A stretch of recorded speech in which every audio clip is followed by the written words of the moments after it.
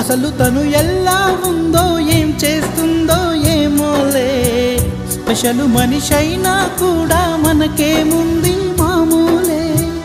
కళలు తెలుసా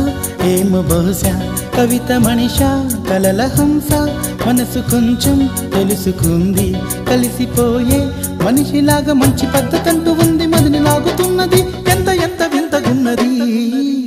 వెన్నెల్లో hi hi మల్లెల్లో hi hi వరాల జల్లే కురిసే